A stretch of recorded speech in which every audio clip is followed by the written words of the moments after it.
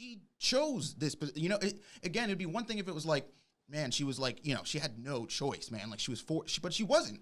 She was not forced into this position whatsoever. She actually had numerous opportunities to not be in this position and chose to be in here in spite of that. So again, that tells me that this isn't some chick who's down on her luck, who's trying to be the heroine of a story that was taken from her.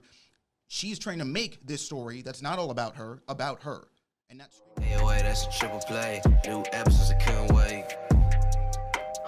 Yeah. Open your mind at the first gate. Press play, no need to debate. AoA, check me out. Look, plugged in, you can catch the hype. Golden Dawn, how we follow the light. Anime like life, married to it, my wife. What is going on, ladies and gentlemen, boys and girls, people of all ages? Welcome back to the AoA show. I'm your host, as always, Ian, along with my boys, Isaiah. Yo, yo, yo. And Gavin. What is Gucci shoes? And today we are here to talk about our Tower of God read-through, a more in-depth analysis on chapters 153 to 165. 153 to 165. So thank you to everyone who put in their thoughts over in the Discord about what we should be talking about today. As always, we've compiled the best results into about 7 or 8 different categories for us to talk about today. And if you want to voice your vote, your opinion on all that kind of stuff, you'll definitely want to check out that link in our description down below. As always, if you guys do enjoy the content, make sure you guys are liking, subscribing, hitting that notification bell, sharing with your friends, and commenting your thoughts down below. What did you think of our discussion? What were your thoughts on these chapters specifically? And what are your thoughts on Tower of God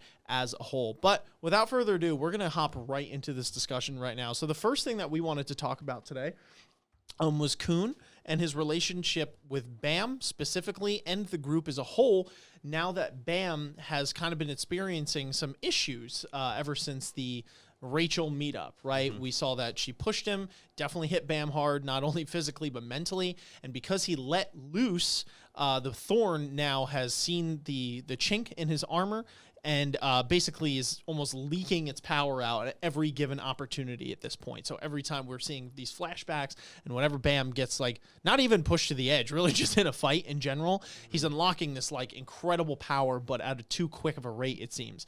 But more importantly, how is this affecting Khun, right? Because Khun, as we see, is distancing himself from the group and from Bam and kind of looking at things from afar, but he's very worried about things are going to pan out. So what do we think is going to happen with their relationship, and how do we think this is going to affect Khun in the long term? Anybody got anything? Gavin? So, I mean, it's obvious Khun's in a pickle, and what's interesting is I'm curious to his plans on how he wants to facilitate Bam's power, because that's the big thing going on in his mind, is that Bam is obviously growing at such a fast rate and is going to continue to grow at said fast rate. So how do we keep up with him? And in his eyes at this point, he's like, well, physically our team can't really move any faster than it is. It's at its peak. Sure. So what do I have to do? And that's figure out a way to control Bam at the end of the day.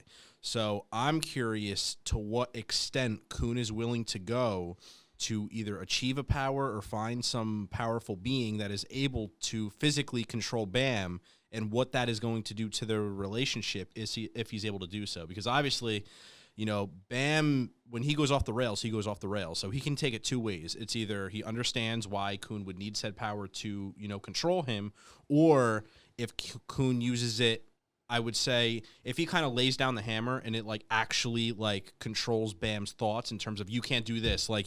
If he is so willing to just stop Bam in his tracks, that is going to be very bad for their relationship and might actually cause them to break off, because Bam, obviously his goal to find Rachel exceeds the entire team and everything under the bus. So he is going to want to push forward as hard as he can, and obviously Khun doesn't want him going too hard. So if he facilitates that power over Bam, that's like, hey, calm down, you're not going hard, Bam is going to be pissed, and that is going to be a big thorn in their relationship. And I feel like that's a lot of inner turmoil that Khun is going on with right now, and figuring out, what do I do? What can I do? Is it even plausible to do something like this? And as we move forward, I feel like it's going to be more precedent for Khun to find something that is able to control Bam in what scenario, because right now he's a loose cannon and it's starting to really affect the team and kind of draw them thin. And Bam is now suffering from it because he just keeps on pushing himself, because he can't take a step back and be like, what is going on? Like, let me analyze the situation. He's just so caught in his emotions right now that it's really just going to be taking down everybody around him. And we see that at the end of this fight, at the chapters. He's like, wow, I am putting everybody in danger because he is so far ahead and nobody else is really caught up to him. So he's just going to keep on putting people in these situations where it's like, it's life or death. So, we're going to have to see moving forward. But he's definitely, Kun has his work cut out for him, that's for sure. Isaiah, you have thoughts? I think that Kun is, I guess obviously scared, right? Because we learn in the last set of chapters that we read that Kun is clearly grappling with the discomfort of the idea of losing Bam, right? Bam is one of his closest allies, one of his closest friends, and he doesn't want Bam to be taken away from him.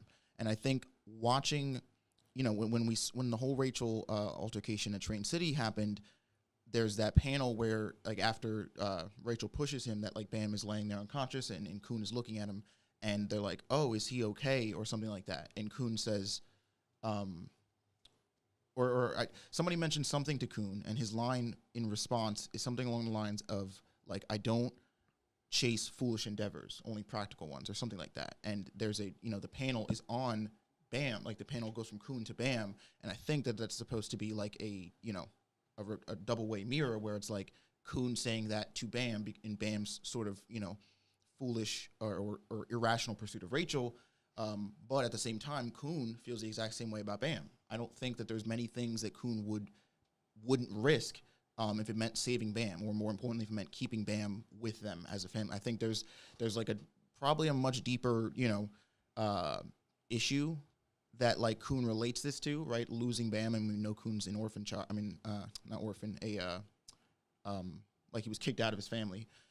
So I think that the idea that Bam is growing at this rate and that the Thorn is maybe taking over him or whatever isn't so much scarier as much as the thought that he can't do anything to stop it, right? That there has to be this other tool or thing that they can use to plug into the Thorn or whatever to sort of force Bam or make Bam get a hold of his thoughts and more importantly the Thorn, because if Bam continues to grow at this rate, at least the way I see it in Kun's mind, Bam is going to be moving out of this sort of ally role into into a variable, right? I don't know necessarily if he would coin him as a threat 100%, but he's now going to go as an ally. He can talk to Bam. He can all right, well, this is what we're going to do.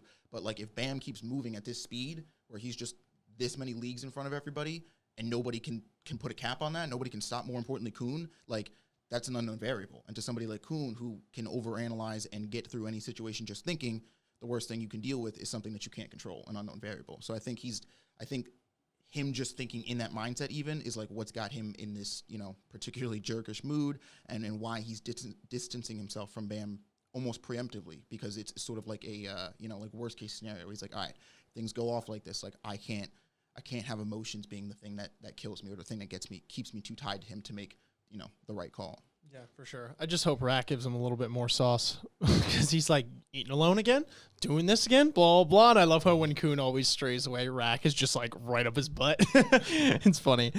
Anyway, moving on. So our second talking point today is about Ha-Jin Sung and the fact that he does not know Hoaqin, right? As a Slayer, he goes, Hoaqin, well, I've never heard of a Slayer nominee by that name. But if it's about a guy related to the Hell Train, it's bad news bears, right?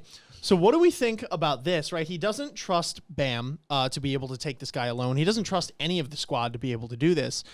But he himself is a bit restricted. He's not allowed on the train. He can't just go mollywop this guy. He said, wait it out. We're not ready for any of this. Mm-hmm. So I'm wondering what thoughts you guys have with this, right? If this is someone, that, even Ha-Jin Sung is wary of. Is Ha-Jin Sung afraid of his potential? Is he afraid of his power once he becomes later on, combine? Mm-hmm. What is the deal with this? Why is he so hesitant with Bam? But I also think it's interesting how, given the whole Kun elaborate plan scheme thing where they yeet themselves out of the ship and then they send him off and all that kind of stuff, that he chooses not to go back after them. Mm-hmm. So it's this weird thing where I feel there's this weird rule with Jin Sung where it's like every time that Bam is like, no, Dad, like, I'm going to do this. And he's like, no, son, you really shouldn't. And then Bam's like, but I'm gonna. And he finally does. He's like, he's probably got it. You know what I mean? Like, he has this thing. So I'm curious to know what we think about Jin Sung's relation to Hoaqin, you know, like whether it's him or someone else, and why he was so adamant about, you know, Bam not going to confront him. So, yeah, I think that Hoaqin, you know, as he is now, and as he is when we meet him and when we learn about him, effectively is, I don't know. It's tough to say because so obviously Jin Sung doesn't know this guy by that name, but I think he knows of, you know, like the story, right? Or he knows of like the Fug Slayer nominee that was sealed onto the Hell Train. I don't know if it's just a timetable thing of like by the time Jin Sung was involved with or high enough up in Fug, Hoaqin was like not even, you know, he was already sealed and had been sealed for so long that like name, like, you know, there's just all he knows is of the story of the Slayer nominee that is sealed on the Hell Train and maybe just has never heard of him, that name pronounced. Or if it's sort of like a deflection thing of like, the more I tell them, the more like indirect seeds I'm giving them to sort of put this puzzle together. And when they do, they might not like the answer they get. So like, this is, you know, I'm just going to have to play dumb and be like, I don't know who you're talking about. I do know of like this crazy strong nigga on the train, but like, I don't know about all that, like, you know, who Hoaqin is or whatever. I don't know. Cause Jin Sung definitely does have this weird, like tough love, like, you know, mentor from afar type, you know, vibe or figure rather, where it's like, he kind of is obviously, you know, he's not afraid to like give it to Bam or whoever straight, tell it like it is. But he's not he doesn't, and I don't know if part of it, to be honest, is more like, because he makes a mention of it in these chapters where he's like, I could go after them probably easily, but like, I don't want to have to deal with all like the repercussions of what that would mean for someone like me going after them or, you know, going after the Hell Train. So I don't know if part of a lot of it is just like, is like, he's kind of stirring a lot of, you know, bigger pots just by going in pursuit. So he's like, you know what, I'm just going to sort of let these, you know, weeds untangle themselves. Or if it's part of like this master plan of his to like sort of keep an eye on everything, but like from afar, again, in the essence of like tough love, where it's like, yeah, he could like roll up to the Hell Train with Bam, right? And be like, all right, who are we icing here? And just like that be done. But it's like, I almost kind of weirdly think that like it's a way of like testing Bam, right? Because, you know, he's like, if Jin Sung really believed that like there was no chance that they were going to win this fight, like I think he would have stopped them. I don't actually think he would have let them go if like he couldn't, you know, if like he was like, oh shit, they're 100% they meet this dude, because from all intents and purposes he doesn't even really know the pretend. He just knows the stories. He just knows that like if this guy's as strong as the stories I've heard, you guys like don't stand a chance. But in a way, though, I kind of feel like it's like this, again, this tough mentor love thing where it's like, if I tell Bam that and he goes in, like, I need to test this kid's resolve. He's going to be up against a lot of threats that he's, you know, quote unquote, may not be ready for when he meets them, but like, they're not going to wait for him. You know what I mean? So it's like, is it a thing of like, you know, he needs to see like if Bam can put, you know, his eggs in his basket when the time counts. Yeah, I'm wondering actually, now that I'm rereading this on panel here, if Jin Sung actually doesn't know anything about a Slayer nominee on the train in general, and if he is referring to the guy related to the Hell Train as the conductor of the Hell Train, who we meet later on, the ranker who works for Karaka, being that they have, not even, you know, kind of a thing. I could be wrong there, but I mean, I'm wondering if he's like, Slayer, like what Slayer? I just know that you don't want to run into that guy who they've now run into, who seems to be even more powerful than at least sense, the separated Hoaqin. I do think it's like because, you know, we didn't really get to see a lot of like, we saw a little bit of like Bam and Hoaqin go back and forth and like sort of really gauge where their power levels are at. Sure. But I do think Bam can like hold his own, or you know, or at least against the split version. Yeah, you know or hold like his footing against Hoaqin now. I think like what Jin Sung's fear is somebody like Pito, who it's like, dude, like you meet, like trust, like this guy, literally, like you can't like this dude can freeze niggas in midair. Like, you can't. This isn't somebody that you can fuck with at all. So that actually, as you say that makes more sense. Where it's like, I don't know about all this Hoaqin Slayer nominee stuff, but there is a nigga on the Hell Train who there's stories about, and you do not want to meet him. Yeah, I don't know. Yeah, what do you think, Evan? So I don't know. I guess I vary with my thoughts. I actually don't think that's the case. I guess my thoughts on it is Hoaqin probably was a Slayer nominee at some time, and if that was the case, he went under a different name. Something happened 600 years ago on the on that train, on the Hell Train, and then from there he's broken off. But in his mind, he probably, or I feel like he just changed his name and now is like a self-proclaimed Slayer nominee, although he really isn't one. So he's kind of living his life for the last 600 years, saying that he is the nominee when he really isn't, and now is under a new name, which is why it would make sense that Jin Sung wouldn't recognize him by name. But either way, what's curious to me is that obviously Fug knows about Hoaqin's existence, or at least, if not by name, that there was a long time ago a Slayer nominee on this train, and that's what led up to this future game, where it was almost curated by the upper levels of Fugs, who are split right now between having Bam being their nominee and Hoaqin being their nominee, and now they're really pitting them against each other. And I feel like Jin Sung, at the level that he's at with Fug, I feel like he is in on the loop of Hoaqin's existence and is playing it kind of stupid, or maybe not know him by that name, but also knows what Fug is thinking in terms of who do we want to pick to be the real nominee. So he doesn't want Bam to go on to said train because he probably has a little bit of info on Hoaqin and is like, he is going to win no matter what until you really are able to facilitate your power and move stronger. However, Bam is so steadfast in his thoughts that it's at the point where Jin Sung can't step outside of the realms in terms of stopping Bam if Bam's not willing to do it by his own volition, because upper level of the Fug, they want Bam to meet Hoaqin, to have this fight. So if he steps in, he is quite literally stepping on Fug's toes, because he is directly stopping their plan of attack by forcing Bam not to go on the train. However, if Bam isn't willing to make that decision to, oh, hey, I need to lay low, because right then and there, that's Bam's decision. That's not with Jin Sung. Like, Fug wouldn't know that Jin Sung's stepping in, but if he physically makes a move and, like, physically holds Bam back, which is why he's not supposed to be in that area, he can't use any power that would give away his position. So right now, he hasn't done that. And he said if he goes to stop Bam, then the administrator would know that his presence is there, and Fug would then know that Jin Sung is there, and he's kind of meddling in their shit. So that's where I see it in my eyes, that he knows what's going on because he's a part of Fug. He knows that the upper level of Fug want Hoaqin to meet with Bam to have this game, but Jin Sung quite literally, that's why he meets Bam initially. He wants to see if he's ready to do it, or ready to see Hoaqin, because that is what Fug wants. And he's like, Bam's not ready. Like, I need to kind of convince him to lay low, at least try to figure out his own power before he takes that next step, because right now he's going to get iced and losed. And since his ties with Bam are the way they are, he doesn't want that to happen. So he's kind of just cucked in the matter of, like, he can't do anything. So now he's forced to kind of sit and watch it play out and really just hope for the best for Bam. But that's really my thoughts on it. I don't really know about Pedro yet, but I'm sure he's going to play into it later on. But sure. Well, I think it's interesting that, again, because Fug is so large, like Jin Sung and Bam and their reason, like their knowledge of Fug, like, is completely separate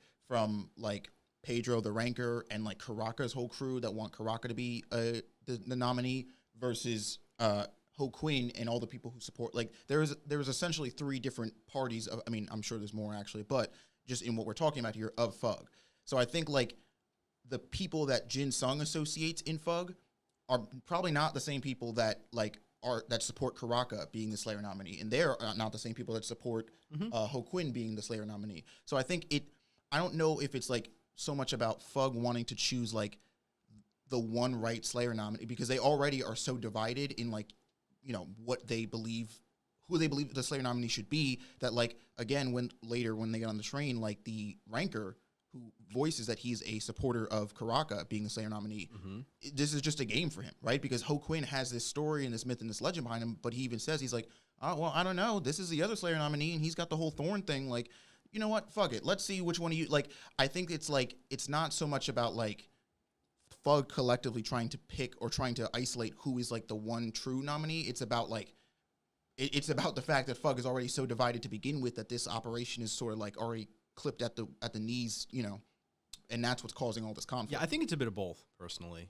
I don't know, because I can't help but think that even Jinsung said that there were elders in Fug that knew about Karaka, and they weren't squashing it because they knew that this kid was a prodigy, more or less. And I feel like Fug is so corrupted to the fact that it doesn't matter what means. They're almost like divided, but almost united in one singular cause. And it doesn't matter what we have to do to get there as long as we reach this destination. And I feel like Fug is so messed up to the point where it's like we don't care who is who or what is what as long as we get there. And if somebody's saying, and someone like Karaka, who is showing that he is smart, and he's saying that he, has potential to find someone who can be the next god in their eyes, that they're like, screw it. We can literally have two people hash it out, and then we'll just pick the winner from there and use them. Like, I feel like it's more of a benefit for Fug in this setting, the way it is rolling out, almost being split and divided, because they're like almost they're grooming two different nominees side by side,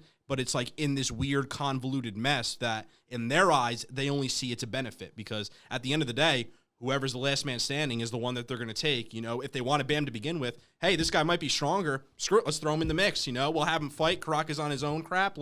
And that's the thing. Like, they are divided, but I feel like they are still willing to work together, even though if they don't see eye to eye, just to get to their destination. Because I just think Fug is so messed up that they don't really care. Like, they don't care about the average individual. But it's interesting as we see it like flesh out as we go down the road. But yeah, Fug is fugly.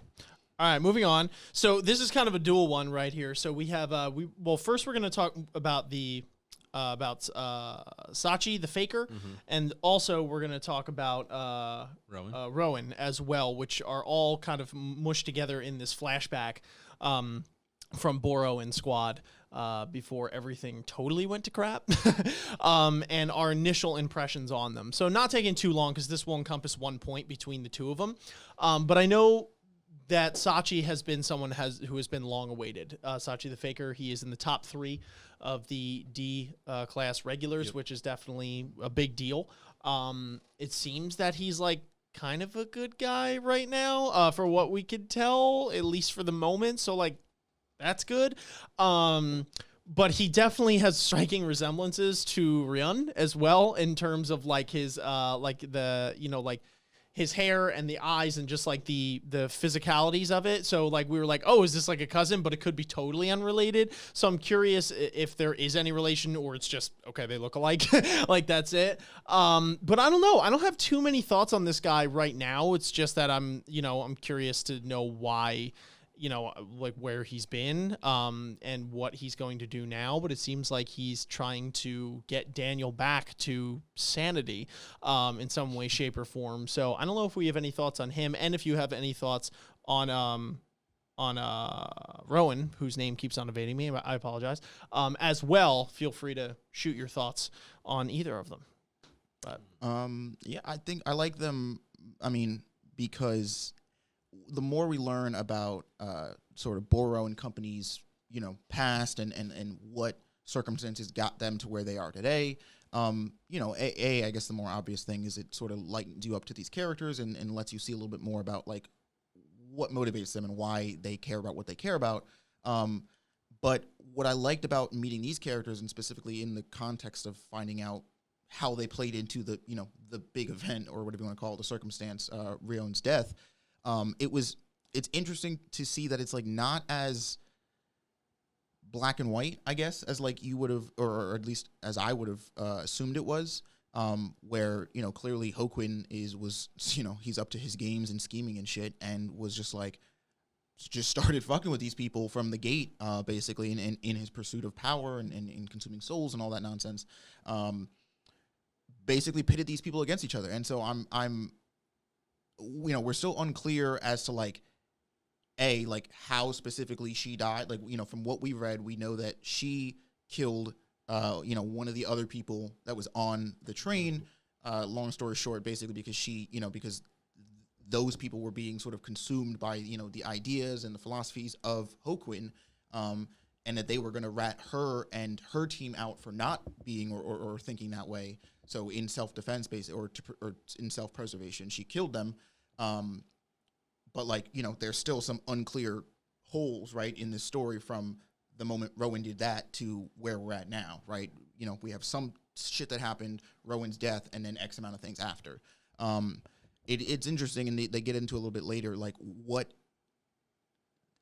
this character meant for the team, and not specifically just Daniel, because we know obviously Daniel is a little bit, you know, more attached to Rowan than the rest of the team. But I would argue that like that attachment, even what the rest of the team has, is still pretty significant, considering the fact that in a way, neither one of them have like really actually been able to move on from this event, from this moment. This thing has quite literally crippled all of them and put them in this stage of like, you know, riding the hell train for eternity, you know? And I think that like for Rowan, for this character to have spawned that, and then subsequently for Sachi to have sort of, I guess, gained the reputation that he did, I don't know. I'm curious to like learn more about Rowan. Like I want to know what, I want to know what, I mean, like, I don't know. We get like a little bit when they first meet Hoaqin on the train, and like, you know, they come in and Hoaqin starts barking orders and stuff, and you know, Rowan's like, whoa, you're not gonna get by with like all that, you know, high and mighty stuff. Like you got here, like humbleness is the way to play the game. But like, you know, that's a small snip. I'm curious to learn more about like how much this girl meant, I guess, to them. Like, you know, maybe like where they all met, or like what, because, you know, it's one thing to like, you know, this is the tower, right? Where like, again, death is like, you know, happens as often as it rains, right? You know, but so I wouldn't bat an eye if like somebody lost their teammate in this world, in the Tower of God, but for them to lose this teammate and for it to have effectively just sort of like backtracked and just halted all of the members of said team, to not even being able to like leave the existence of the Hell Train. Like there has to be more, right? There has to be something like, you know, something big there, I guess. Again, whether it's what she meant to the individual members, maybe what they meant as a team. Like maybe it was a thing of like each of them was sort of, you know, a good for nothing, whatever, like down on their luck kind of people. And then like she was sort of like the unifying force, right, that brought them all together and made them work as a team. I don't know. I find it interesting though with her, because I believe there is a flashback where Daniel is referring to her, as he does many times throughout these chapters, and paraphrasing here, but he says something along the lines of that she was jealous of Hoaqin, and that she was envious, jealous that he had basically usurped the power of the train and kind of made everyone subjugated to him. And they refer to it as their train before it had happened. Yeah. So I found that interesting. And I'm curious to get to know more of her, and if it's like, okay, this was like this big self-sacrificing thing, she was incredibly humble, whatever, or if like Daniel is kind of, and even in that moment he doesn't, but beforehand is kind of putting her up on more of a pedestal than she deserves. And then, you know, I find it interesting that he had referenced that, because it's like, okay, is this about you trying to, you know, topple whatever this new power is because you're jealous that it stole what was you deemed to be yours and entitled to be yours? Or is it genuinely like for the sake of everyone on this train? So that's a question that I have no clue where to even start in terms of an answer for it, because I don't think we've been given enough information, but it is one that I'm curious about. And I guess I'm curious a little more about this character, Rowan. I mean, how could I not be, for the reasons Isaiah had laid out? She's a central part of this group now, even in death, you know, that out of the two, but I'm definitely curious in general, you know, so. Yeah. I guess I'd have to say that I'm curious how, I'm more curious on the aftermath, and I feel like this is like a trend for me, is I always like, I don't know, for me, I feel like the existence of this team has not purely been, but their significance in this story has been to almost hype up Hoaqin in a way and really show how much of a evil POS that he is. And there's no better way to do it than to introduce characters who have been directly affected by him and show the horrible stuff that has happened that has traumatized these characters, to put him up on the pedestal like this is an antagonist, you know? So my thoughts is as characters now, are they going to be able to tread water in terms of like, are they going to be essential to this story, and are they going to be integrated in this story? Because right now I feel like there's almost no real connection with like Team Sweet and Sour and Coon's team. So coming out of this, are they kind of going to just go off on their own demise? Are they all going to die, or are they going to actually like almost assimilate into like the teams that we have now and build it up more? Or are these characters' presence in this story at this point really just to support an antagonist that SIU is trying to bump up to the next level? Yeah. So that's really what I'm curious on. So that's a good question, and that's probably going to come up later on one of the last points that we do have. So hold that thought. Okay. We'll move on for now, though. And one of the questions posed was what our thoughts are, on Rachel's mindset here, which was very telling, especially when, she's talking to Hoaqin, and Rion's like, why are you letting me, walk around freely? Rachel's like, because honestly, you're not much of a threat anyway, since we have Emily, like we kind of found your kryptonite, so it's really no big deal. And then, she asks her more questions, and then essentially we get to this line, which is very important. It says, I don't care how I do it, and I don't care if it's not true friendship, as long as I can gather people who I can rely on, essentially referring to Bam, who has garnered real friendship throughout the tower. And, Rachel coming to, not to grips, because she's already come to those grips and accepted them, unfortunately, but as to why she's making the decisions she is and being a little carefree about it. There's really not going to be much in terms of like a discussion here besides screw that chick. Cause we're all in agreement here that she's trash. And this would definitely signify it. So, but I don't know if anyone has anything thought wise beyond the she's trash, that is so easily spewed forth. Well, first off, she is trash. That just has to be said, Okay. no matter what I have to say. Yes. But I do think what I don't get about people who, have used like the line or phrase like Rachel's character is interesting to me is the more I learn about Rachel and the more insight we get into her, the less sense this character makes to me, right? Because she says these things, but then like, if you're to think of the phrase like actions speak louder than words, everything that Rachel has done directly contradicts the things she says she wants, right? If she wants like, to see the stars, whatever the fuck that means. If she wants, allies that she can actually rely on and like friends with like real meaningful connections, not a single thing that she's done would tell you that that is what she wants. So when I read something like this, to me, the only thing that comes off is like, okay, well, you're just lying to yourself, right? Because if you say you want A, but you go over into B's camp and start hanging out with them and doing everything they do and lying and cheating and stealing and whatever the fuck, then you either don't understand what you're talking about, which I don't think is true. I think whether she knows, like, whether she's willing to admit what she wants, she does know what she wants. She just doesn't want to say it. Like, she can't admit that to herself. Or you're lying, right? That's the, like, in my mind, that's the, because you don't, there's no logical thing in my mind that tells me that somebody in Rachel's position that wanted what she says she wants would be doing what she's doing if she wants what she says she wants, but she wants it for herself, right? She wants to do it on her own. She wants to prove, once again, that she is the heroine of the story. She wants to be the special one. She wants to be the one that stands out. And that's fine, because that still tracks with the message here, of being in Camp B, of like lying and cheating and stealing and fucking people over.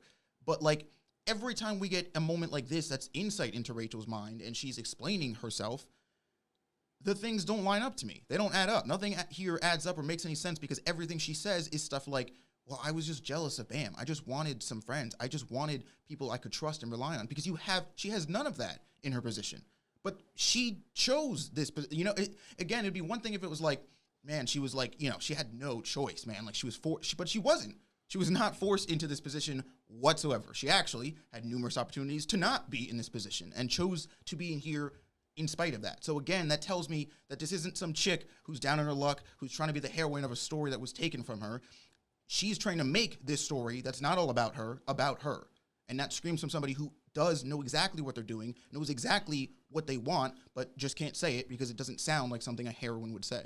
Really? I think that obviously Rachel's trash. Well, we have to start that, by the way, by every time. But I don't know. I feel like these panels in particular are ones, to me, where she is like fully cognizant of the shitty things that she's doing and admits them anyway and says, I don't care. Like, I don't necessarily get the vibe that she's trying to play victim, to be honest, at this point. I think, like, especially with this panel in particular, she's like, yeah, no, like, I don't really give a damn about the whole friendship thing if it's true. I'm just trying to gather people that I can rely on in terms of like who's going to catapult me to the next level in this tower. Who am I going to crush? That's what I was under saying. my head. But I'm saying that sentence and that statement directly contradicts with her being jealous of what Bam has, or her wanting the recognition that Bam has, because that recognition is founded on something completely different than what Rachel does want or is willing I to think do. her thing is she just wants recognition in general, right? Like she wants that notoriety, and whether it is spun in a positive or negative light, I think is less critical or important to her, as much as what's more important is that she has notoriety in some way, shape, or form. So like I think Rachel is, I don't think Rachel's jealous of the fact that Bam can acquire friends through a respectable means. I think she's more jealous that Bam can, in general, get people to come together, right? Which I think in this panel, she says, I can gather people who I can rely on, right? So like Bam is going through that, the correct way. And Rachel's like, I don't really care if I have to do this the inverse way. I just want to be able to do it. I have a resentment for like the ability that Bam has or whatever, and I do not. So I'm going to find my own sick, twisted, and demented way of doing it. Yeah, that's what again, when I was saying that, like, that's what she wants. She wants to be the special and the important one. Yeah, notoriety is what Rachel wants. But my point, I guess, what I'm making here is it's weird that she still frames this as like her trying to claim the role of being a heroine in this story, right? That somebody who is like, yeah, I don't care. Like, I'll do whatever it takes, shitty or not shitty. Like, I don't care. I don't care about friendship. Yeah. Is still, spewing these lines of like, this is all in an effort to be the heroine of my story. Right. Because that doesn't line up So to me. my guess is that to her, and she's fully aware of this, when she says the word heroine, it's not in the term that we would say it, right? Where it's like heroine as in, I'm going to, through the most righteous means necessary, achieve said goal. I think to her, heroine is more of like the title given to the person who emerges on top, right? So like if you take a certain scenario where they're, they have the quote like history's written by its winners type thing, right? Where it's like, so long as I get to that point, it like to the ascend to the top, it kind of doesn't matter to her, at least what I'm pulling from this. She's like, I don't really give a crap about like all the messed up things I had to do. I am the heroine because I said I am, right? And like I did this on my own means, even though it was jacked up and wrong. And like I even like in these panels, I don't think that Rachel refers to herself as a heroine being like, I did all of these good things. I think that she's like, I forged my own path, in getting to that point and ascending to the top. And now like people, that's what history sees me as now, is the heroine of the story. I am the protagonist, but like, I don't give a crap that I'm doing it. I get that. It's like, she's not saying she's a heroine because she's good, right? She's saying she's a heroine because she's the star of the story. She's the important one. It's just interesting to me that like, we all here colloquially, like even in the story, understand like the term heroine being used as like the main protagonist of the story. Sure, yeah. And so it's just weird like for her to use that comparison, I guess, because it's like, well, you fundamentally know that you're already fucking up the definition of that statement, like, because but whatever. Yeah. I don't know, Gavin, what thoughts do you have? So I kind of have a couple things going around. I mean, even though I don't think Rachel really deserves the time of day in terms of breath, I feel like one of the things I am starting to notice from people that we've talked to, for instance, like Dr. Bonehead, who was like, he finds Rachel to be a very human character and stuff like, and just other things that people say, which isn't a benefit to her by any means, but it's almost trying to figure out why SIU is, writing and developing this character in the way that he is. And in my eyes, I'm actually starting...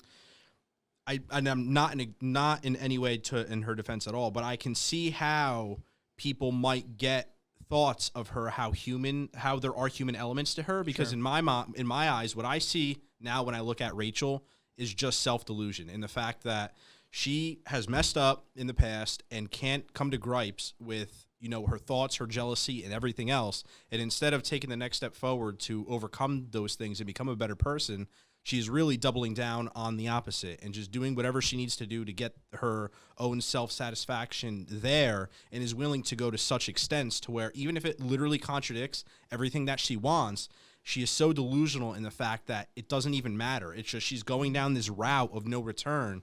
And in that delusion, it's almost like what makes her human in a sense with people who take a wrong path in life. And instead of coming to that realization where it's like, I had everything that I say that I wanted. However, right now in this moment, I'm so messed up in the head that I literally don't care. I am just fulfilling whatever greets my satisfaction or my whatever it satisfies me at this moment. And right now it's whatever her dreams are that she wants to achieve. And it's like, for me, I'm starting to see how SIU is creating this character in that light and how that can be relatable into a human sense or like in a day-to-day person sense, because you see it all the time with people who, you know, say like, oh, I'm going to do this, I'm going to do that, or whatever. Like, I'm not going to go down this road, I'm going to go down this road, or, you know, try to pump themselves up or do these things, but they take such a backwards avenue to it and they get sucked down a wrong path and don't, like, you just can't, they don't step back and like really reflect on themselves and be like, hey, is what I'm doing right to the goal that I want to achieve? And it's like you just get lost. You get like tunnel vision where you're just trying to do what you want to do and you don't care who you're stepping on. And it's like that just innate flaw in a human is what SIU is trying to drive home with people, where it's like if you're not able to sit back and reflect on yourself and your actions, this is what's going to happen to you. And this person that I'm vicariously showing you, you're like oh wow, I lost my train of thought on that. But like the person that I'm showing you that this like that the bad things are going to happen to you as a person is through Rachel, if that makes sense. Like he's trying to relate it almost to real life, that it's like if you're a bad person and you do bad things, you're going to go down this route like Rachel, and people are able to do this in real life, and people do this to themselves in real life, i.e. like kind of trying to give a realistic view on people who are deluded in the head and can't self-reflect on themselves. Don't do so drugs. That's well, yeah, and it even exceeds that. But just with any decision, you know, it's like I want to be a pro athlete. What am I going to do? You know, and it can even go back from taking steroids or not. It could be just as much as hurting other players. You know, doing dirty tricks, doing this and that, and like not just being a horrible person or like there's so many things that people do that can negatively impact others. It doesn't even have to include drugs. It could be any avenue that you take. And this is SIU being like, all right, everybody who is sitting here right now reading this, step back, reflect on yourself, and really think, how do you impact the people around you? Is it positive, negative? What are your goals? What do you want to achieve? And how is it going to affect the people around you? And if you don't, you could end up like Rachel. And I feel like that's just that human element that people are talking about that I'm starting to see more. Nobody wants to be a Rachel. And he's really driving it home by making it such a hateable person. Sure. So, yeah. So basically, Gavin's the head of the RDF now. All right, moving on. No, I hate her. I literally hate her. I can see why. I knew that was coming. No. Just play it. Yeah, no, I hate her with the passion, and that's good because SIU wants you to hate her. So that means like now I don't want to be Rachel. Sure. Please don't make and I feel like that's the point that he's going for. No, that's why. Yeah, it's definitely it's a character, man. Because every time, like whether you hate her or you're defending her, whatever, like the fact is that every time this chick is on panel, it produces such a visceral and extreme reaction. Yeah. You know what I mean? From one side or the other. And let's be honest, usually speaking, every time that she's in the story, we're devoting a panel to having a conversation about it. So and she's at the point of no return. It's pretty crazy. Like if she was to self-reflect now and do it, like you're not getting any sympathy from me. I'm literally saying like, jump off a bridge. The reverse end of a mirror where it's like, you know, you're supposed to look at her and be like, whoa, that's fucked up. Like, you know, am I good? Am I? It's crazy, right? Yeah, for sure. So anyway, moving on, we have Hoaqin and Bam's first meeting, which was a meeting of fists, moreover than words, or really just Hoaqin trying to brag, but then Bam not listening to him at all, which I thought was kind of hysterical, that he's just like, all right, if I figure out this thing, meanwhile, Hogan's like, you must be so terrified, you know what I mean? And Bam's like, I'm not, I literally white noise, dude, like, I don't even hear you at all. So that, I thought that was interesting. Did we have any thoughts on their first encounter? I mean, I know we briefly were going over, like, how we think Bam can hold his own, at least with the split version of Hoaqin, and all that kind of stuff, but and, you know, Bam's Thorn ability, or like his Ultra Instinct mode, as it were, has really been kicking in, and thank God it did, especially for this fight coming up as well, because of Hoaqin's ability to basically, which I still don't fully understand, but to kind of like meld the sword is really just for show type thing. You know what I mean? He's able to like slice and dice the Shinsu from ever, whenever, however he wants. And Bam, thank goodness, is able to almost predict those moves and not even quite, right? And if he wasn't even at that level, this fight would have been over in 5 seconds flat. So, yeah. Does anybody have any thoughts on this this encounter in general, or how we think this is this reflected in terms of the scene going on? So I first of all, I don't really know how I feel about Hoaqin after what chapters that we've read. Because I think he's a cool antagonist to have in this story. Sure. But I don't know how to feel about him. I don't know, because right now he's been touted up as this is the Hell Train is a thing, and he's the king of hell. Sure, he is, sure. He's the face of the Hell Train or whatever. But I would argue that ranker nigga sitting in a chair with literal beet red eyes is probably the actual king of hell. That's the dude who who should be posted on the Hell Train.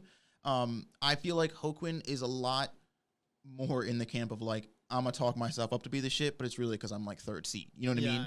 Yeah. And that's not to denote his power or anything. Again, of what we're talking about now in the story, at least in terms of power scaling, Bam is probably one of the toughest niggas that you can go up against. And the fact that Hoaqin can put fists up against him and put Bam, sort of keep Bam at distance, Thorn or whatever, or no Thorn, that's something. And just from the way we see him fight and the way that we see him interact with people, clearly, he has strength. He's got a reason to sort of hold his chin up high.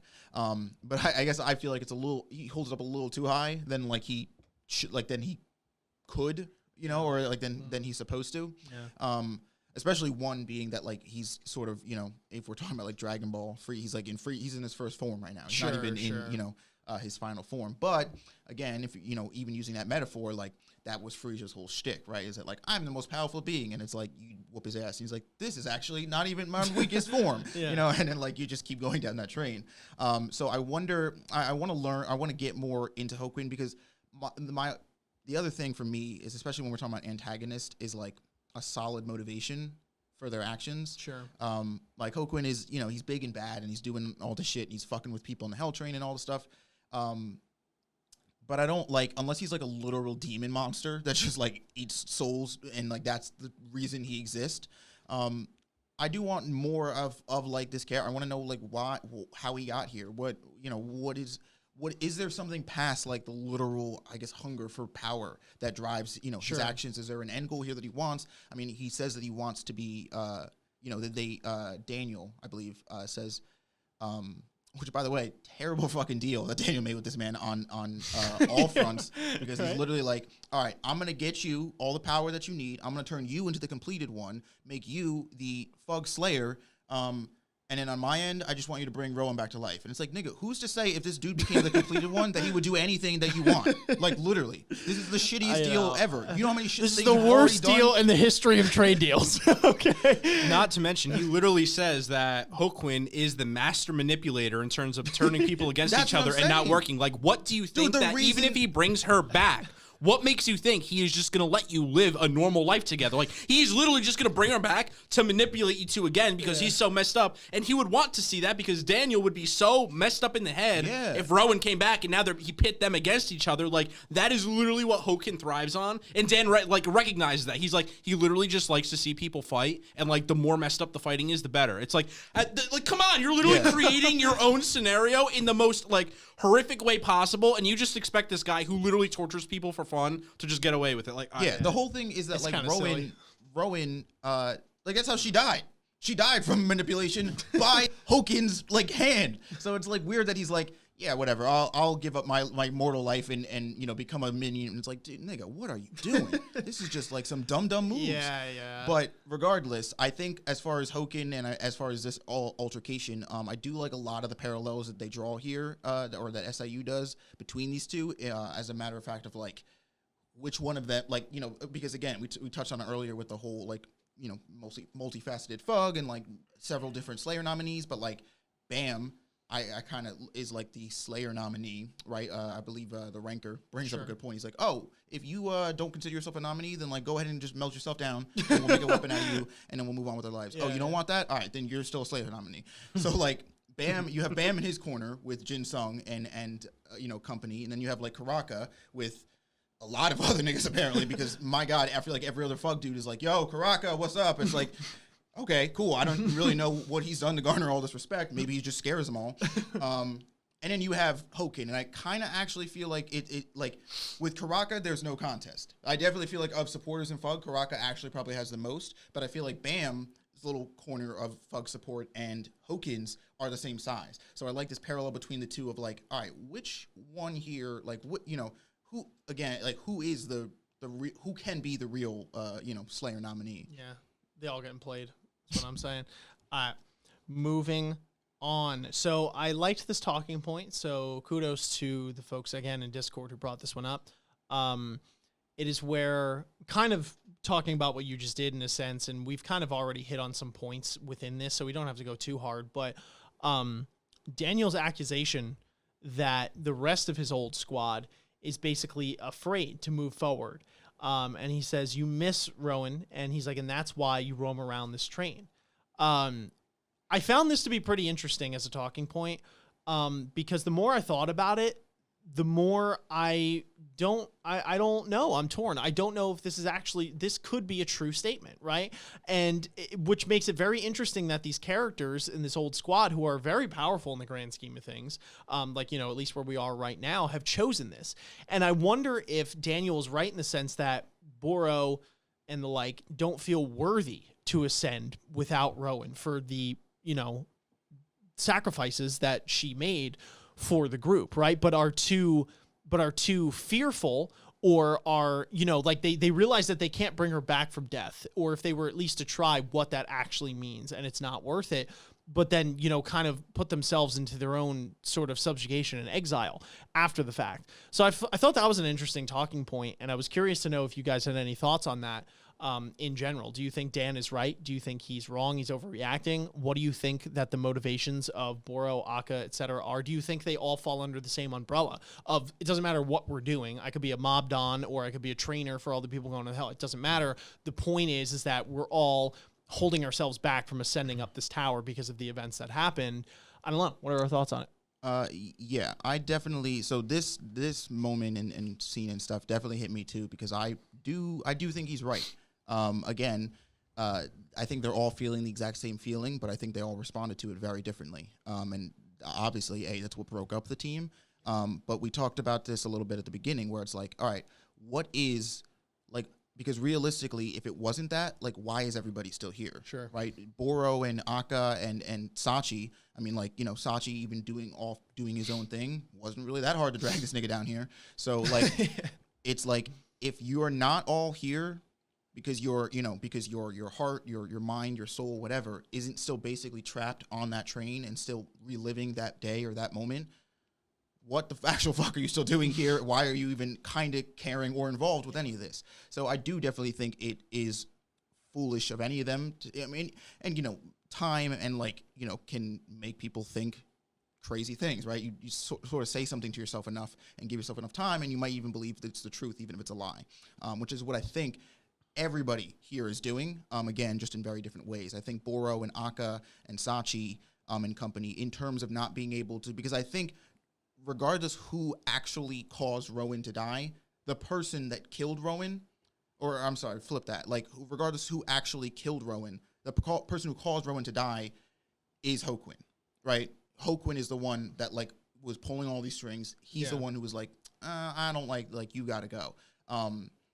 Who actually killed Rowan, we don't know, right? How she actually died, what everybody in this party, what role they had to play in that death, we don't know. But clearly, whether they were actively and directly involved in it, or, you know, passive and didn't do anything to stop it, or didn't want to, or didn't think they could at the time, is clearly, you know, weighing all of them down. And clearly, I think, makes them feel like if they leave this train behind, they are just leaving Rowan behind. Like, that whole moment in that event in their lives, because, you know, whether they all want to say it or not, I think that, like, again, Rowan being, you know, whether she was like the leader of the team in a sense, or she sort of like was the, you know, the torchbearer to push the team forward.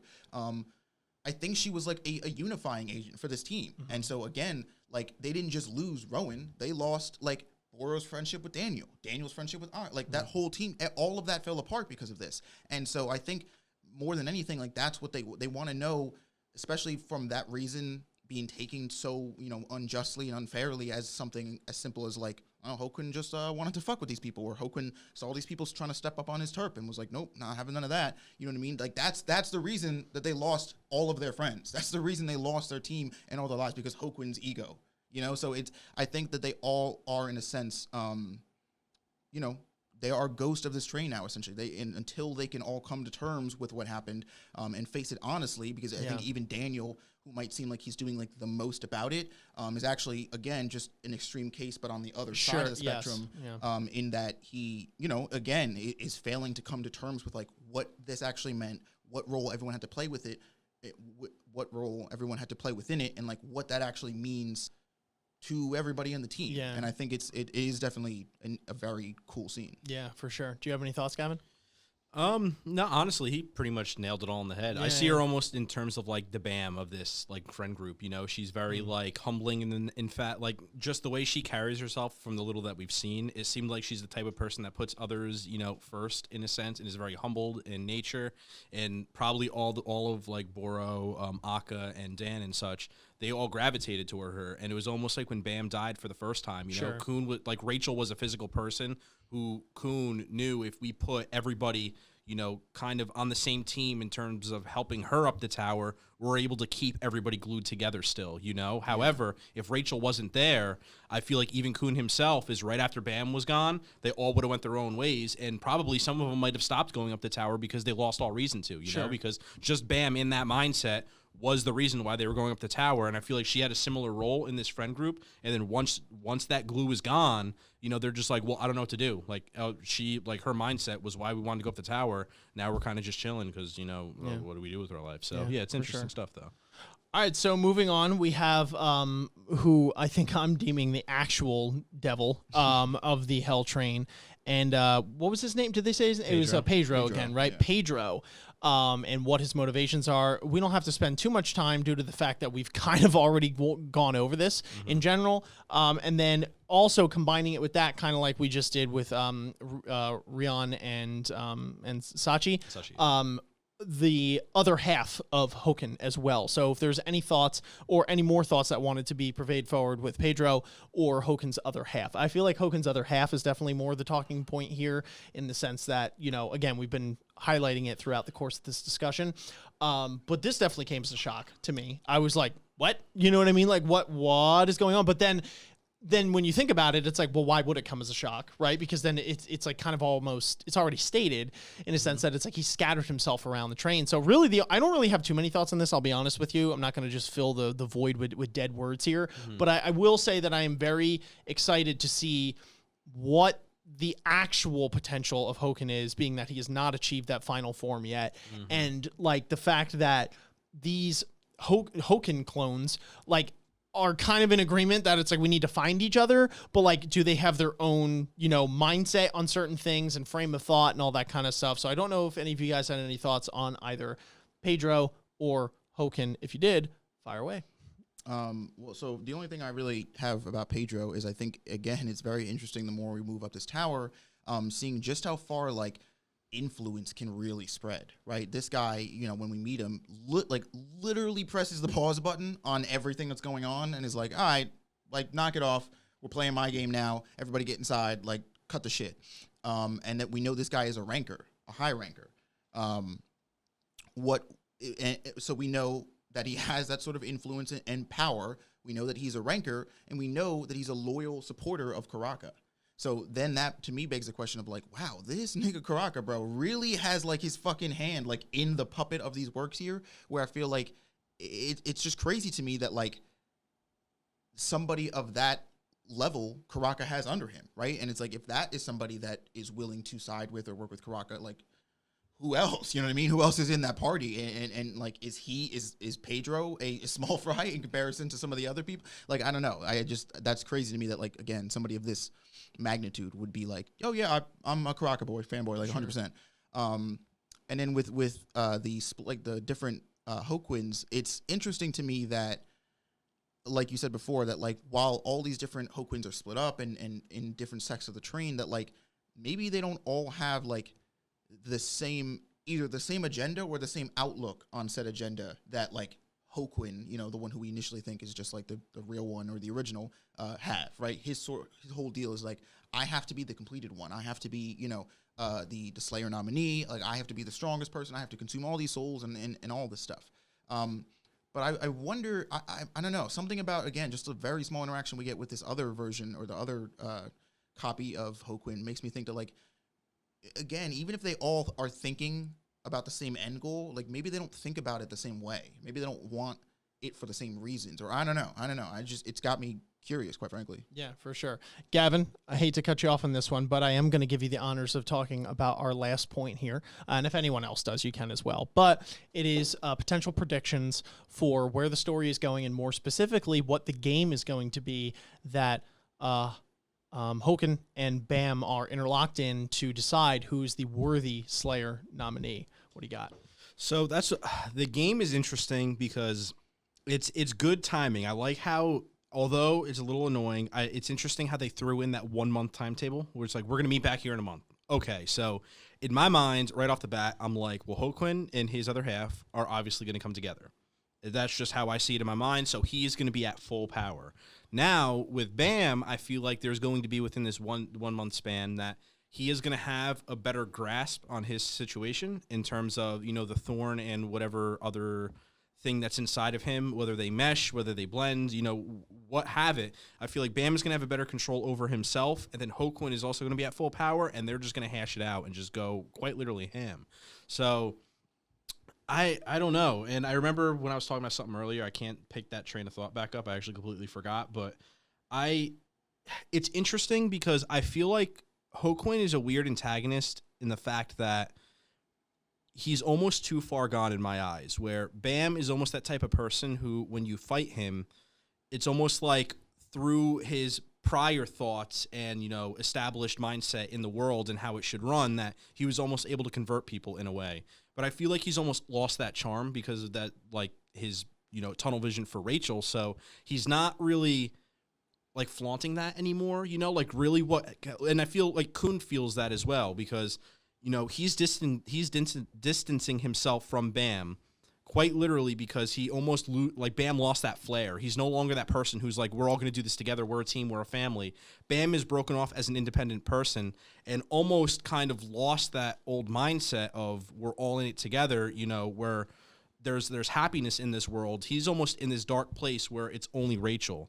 And I feel like Kun lost that sense of Bam and is now worried. So now pairing up to fight against Hoaqin, I wonder where their ideologies are going to clash in terms of, is Bam quite literally just going to ice Hoaqin and it's going to be a day? Or is there going to be something in that fight that changes Bam's mindset again and maybe turns it around the right way? Or I feel like there's going to be some significance to this fight, or I feel like there has to be, that changes both of their character mindsets drastically in a way. And I could be wrong with this, but I feel like it's weird if they were just to kill off Hoaqin and then move on their merry way. Like, there has to be some sort of development afterwards, and that's what I can't really wrap my head around is it going to be a mental thing? Is it going to be a physical thing? How is it going to affect the world? Like, I feel like they almost, one can't die and the other one moves on. There has to be some weird, like, stipulation that happens, whether, like, Hoaqin has to change a heart or comes to the realization that,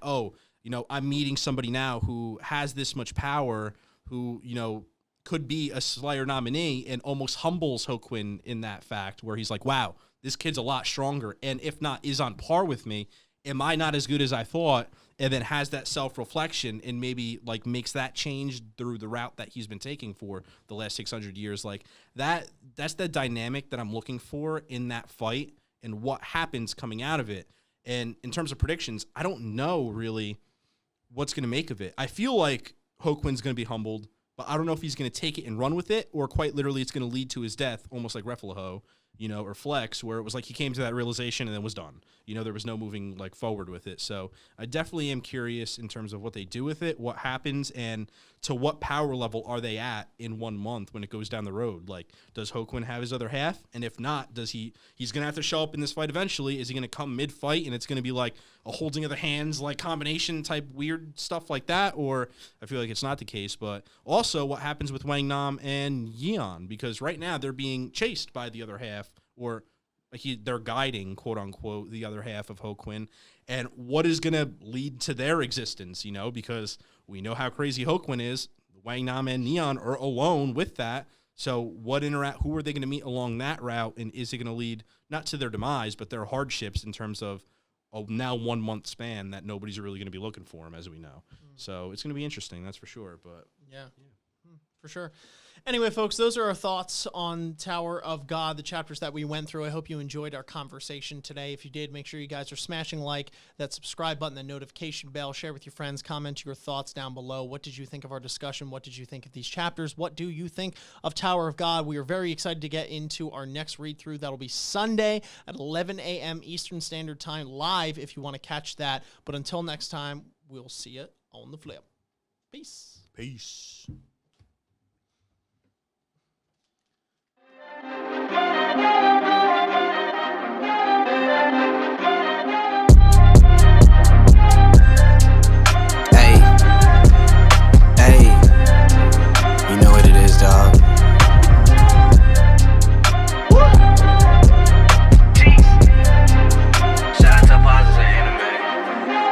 Ninjas are samurais, blazing the kunais.